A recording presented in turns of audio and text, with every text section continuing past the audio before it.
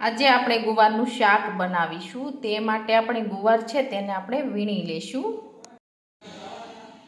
હવે આપણો ગુવાર છે તે વીણાઈને તૈયાર થઈ ગયો છે। હવે આપણે વઘારી લેશું।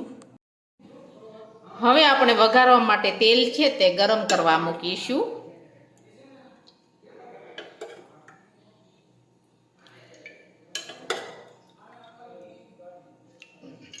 હવે આપણે તેલ છે તે ગરમ થવા દઈશું।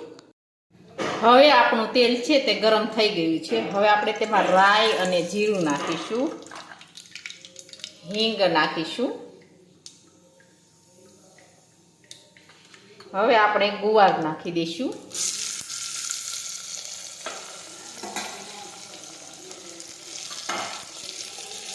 હવે આપણે સમારેલા ટમેટા નાખી દઈશું। હવે આપણે સાતળી દઈશું આ રીતે।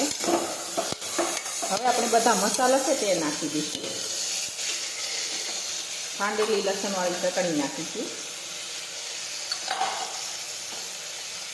જીરું નાખીશું, હળદર નાખીશું। હવે આપણે બધા મસાલા છે તે મિક્સ કરી દઈશું।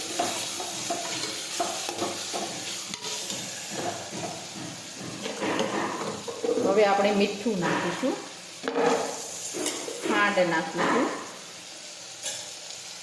ફરી પાછું આપણે આ રીતે સાતળી દઈશું।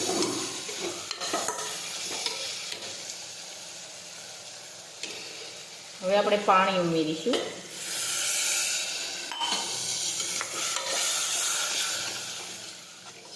હવે આપણે કુકરનું ઢાંકણ છે તે બંધ કરી દઈશું। હવે આપણે સડવા દઈશું। હવે આપણું શાક છે તે સડી ગયું છે। હવે આપણે ગેસ છે તે બંધ કરી દઈશું। હવે આપણું ગુવારનું શાક છે તે એકદમ સરસ સડી ગયું છે।